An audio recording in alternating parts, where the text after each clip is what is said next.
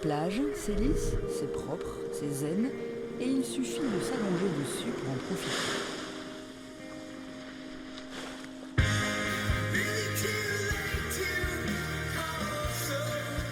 Mais l'envers du décor est beaucoup plus agité.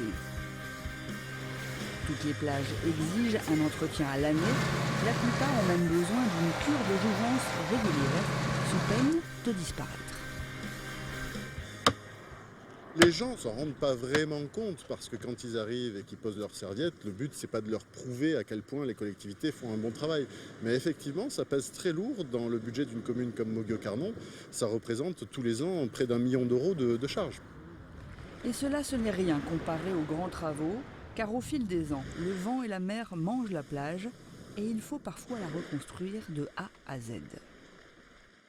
L'une des solutions qui a été choisie sur les plages donc du Petit et du Grand Travers entre la Grande Motte et Carnon a été d'effectuer un rechargement artificiel en sable.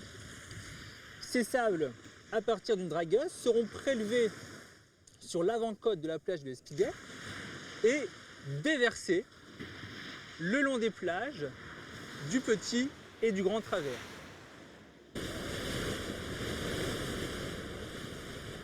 C'est ce qui s'est passé ici en 2008. Près d'1 million de mètres cubes de sable ont été pompés à la pointe de l'Espiguette et recrachés sur 10 km de côte entre Palavas et la Grande Motte. Coût de l'opération, 10 millions d'euros. 1, 2, 3, 4, 5. Mais 5 ans plus tard, en 2013, la plage du Petit Travers avait déjà rétréci. L'été suivant, en 2014, si l'on tentait la même expérience, exactement au même endroit, sur la même plage, voilà ce qui pouvait arriver. Aujourd'hui, cette plage a tellement maigri que la paillote et les poubelles ont dû déménager. Pourtant, après le grand chantier de réensablement, on s'était cru tranquille pour une bonne décennie. Si on n'avait pas ensablé, réensablé, aujourd'hui peut-être serions-nous les pieds dans l'eau au moment où nous faisons ce reportage. Effectivement, nous avons pris des premières mesures qui consistaient, après une étude, à dire que le réensablement était une des solutions, c'était la première, la plus naturelle. Le sable importé est reparti, pas loin, mais sous l'eau. Transporté par les courants, le sable est en fait en perpétuel mouvement. S'il s'accumule à certains endroits, comme à la pointe de l'Espiguette, en revanche, il a tendance à déserter les plages montpelliéraines. En fonction des coups de mer et des tempêtes, ce sable peut partir en arrière, en direction des marées et des étangs. Une autre partie de ce sable peut être repris à la plage et au cordon dunaire et ramené sur l'avant-côte sous la forme de barres littorales. Et ce sable peut faire office de brise-houle, même sous l'eau, une arme supplémentaire contre l'érosion. Mais le hic sur la plage du Petit Travers, ce sont surtout ces épis rocheux. Alors les épis sont un effet collatéral supplémentaire, c'est-à-dire qu'on a eu l'installation de ces épis pour protéger la plage. Donc on voit qu'on a gardé une largeur de plage relativement importante au sein de chacun de ces casiers en fait, qu'on a construit. Et puis quand on arrive ici, on a ce grand décrochement, parce que justement le sable arrivant du sud-ouest, il est piégé par ces différents casiers. Et donc forcément, le sable qui arrive ici, il est quasiment inexistant. Et donc comme le sable continue à transiter vers la Grande Motte, il y a un moment où on a un déficit qui va se créer à ce niveau-là. Ici, à Carnon, les épis protègent les maisons qui sont en première ligne, mais dès qu'ils s'arrêtent, c'est fini, il n'y a plus de sable. Les épis aggravent donc l'érosion. À Vias, près de Béziers, la situation est encore pire. Là, c'est toute la plage ouest qui a disparu. Dans le temps, il y avait de l'érosion pendant l'hiver et puis il y avait des coups de mer qui ramenaient du sable. Donc on voyait ça, tous les ans c'était comme ça. Mais après, depuis longtemps maintenant, il y a peut-être une quinzaine d'années que ça prend du sable mais ça ne le ramène pas. Michel et Norbert se connaissent depuis des années. Et puis qui c'est aussi qui venait, il y avait Michel, il y avait Gérard, il y avait Jeannot.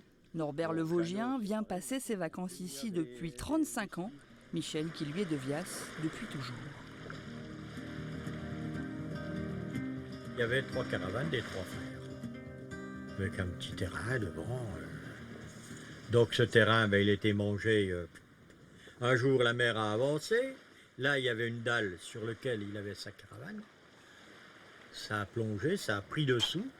Et puis d'année en année, eh ben, vous voyez, toute la plage qui est là, il n'y a plus rien, quoi. À Vias, les enrochements construits comme des remparts face à la mer ont accéléré le travail de sable des vagues et des tempêtes, surtout depuis ces 15 dernières années. Lors des coups de mer, l'eau salée envahit désormais les campings.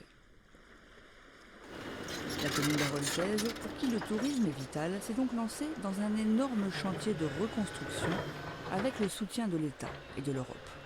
Le projet a été de reculer le trait de côte, de reconstituer un cordon dunaire pour recréer de la plage.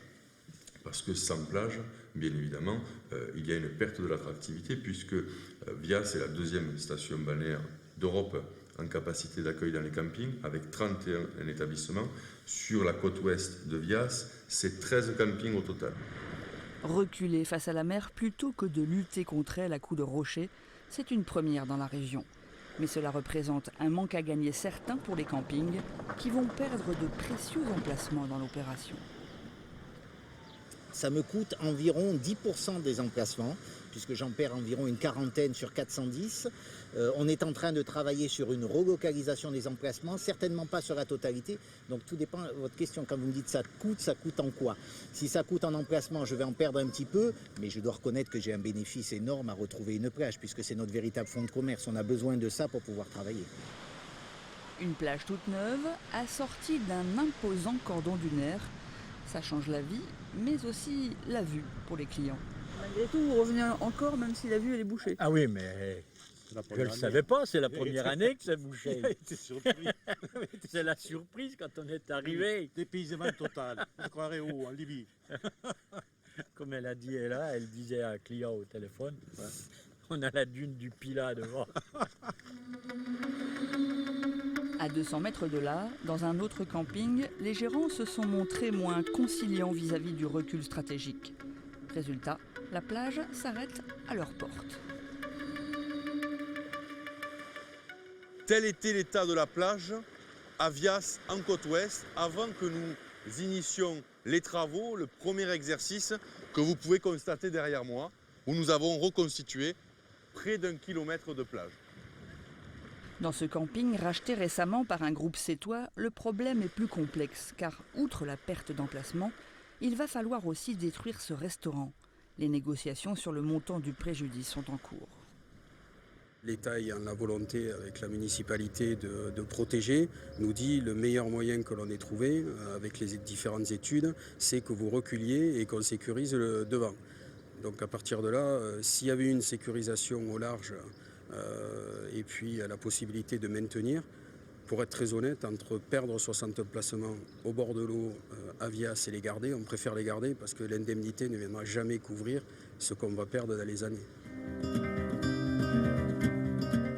Reculer, s'incliner face à la mer, sur la côte ouest de Vias, nombre de maisons, de cabanes sont aujourd'hui condamnées à être détruites. C'est aussi le cas de cette colonie de vacances située aux Areskies, près de Fontignan. Des générations d'enfants se sont succédés ici depuis les années 60. Certains, tombés amoureux du lieu, sont revenus chaque année comme moniteurs ou même directeurs de la colo. Partir sera un véritable crève-cœur. On passe par une phase de deuil, oui, forcément. Il faut se rendre à l'évidence, c'est un cheminement. Et moi, comme beaucoup d'acteurs de l'association, puis c'est une association quand même très familiale, et des gens qui ont vécu une histoire ici affective avec ce lieu, ben oui, il a fallu un peu de temps pour se rendre à cette évidence-là. Mais après, voilà, il n'y a qu'à regarder où on se situe, quoi, pour comprendre un peu les enjeux et le fait que, qu'on ne peut pas lutter de toute façon contre des phénomènes qui sont naturels. Ces petits bâtiments construits près de la plage seront un jour rasés. Le site appartient au Conservatoire du Littoral. Cet organisme d'État achète les terrains et casse tous les points durs, bâtiments et routes, pour rendre au sable sa liberté de mouvement. C'est d'ailleurs ce qui a été fait entre Carnon et la Grande Motte. Quand on a un point dur, le sable qui subit les agressions de la mer ne peut plus reculer. Donc il repart en mer et il repart avec la dérive côtière vers les fonds. Donc là on permet en fait de recréer le mouvement naturel. On recrée un mouvement naturel, le vent pousse le sable se stocke et on voit ici les pièges à sable hein, constitués de ganivelles. La végétation va accompagner le mouvement et on va stocker un stock de sédiments qui aura une capacité à évoluer en fonction de la mobilité du rivage. Laisser la nature reprendre ses droits. À Sète aussi, on a appliqué cette méthode pour sauver le lido. Le lido, c'est cette fragile bande de terre qui s'étire sur 14 km entre la mer et l'étang de Thau. La route en bitume a été repoussée à l'intérieur des terres. À sa place, une dune a été construite. La plage réensablée a doublé de largeur, au grand soulagement des gérants de paillotes. Les années précédentes, la plage était beaucoup plus courte, beaucoup de profondeur, donc à chaque coup de mer, l'eau traversait le restaurant et on était obligé de fermer l'établissement pour reconstruire. Le sauvetage du lido va coûter 55 millions d'euros, 2 fois plus cher qu'Avias. C'est le maire de Sète qui est allé chercher l'argent à Bruxelles, une démarche vitale pour l'économie locale. Quand on parle d'économie, quand on parle d'emploi, je crois qu'il ne faut pas regarder la dépense, il faut voir la dépense sur la durée, sur 30-50 ans, et je suis persuadé que ces investissements ont permis de sauver pas mal d'emplois sur notre territoire où nous n'avons pas grande industrie qui crée des emplois, mais par contre nous avons l'industrie du tourisme, de la conchyliculture et de la viticulture. Cet énorme chantier est aussi un laboratoire à ciel ouvert. Fini les enrochements, ici on teste des méthodes douces contre l'érosion. Outre le réensablement, celle qui fonctionne le mieux, c'est le géotextile. D'énormes boudins remplis de sable ont été posés au fond de l'eau. Leur mission, contrer la houle, cette voleuse de matière.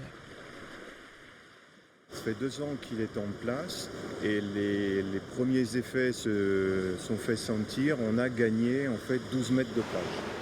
Donc là, on a une mesure de son efficacité et les décisions qui ont été prises, c'est de continuer le dispositif. On en a réalisé dans à peine 1 kilomètre. On a encore 1,4 km à réaliser. Avec la remontée du niveau de la mer, avec la densification de certains espaces urbains, c'est des choses qu'il va falloir évaluer effectivement à chaque nouvel aménagement, à chaque nouveau problème. C'est perdu d'avance, on ne gagnera jamais contre la mer? J'aurais tendance à penser qu'on se bat contre un élément plus fort que nous. L'érosion des plages est un phénomène géologique naturel planétaire. L'homme l'a aggravé en urbanisant le littoral et aujourd'hui, il cherche encore la solution miracle pour lutter contre les éléments.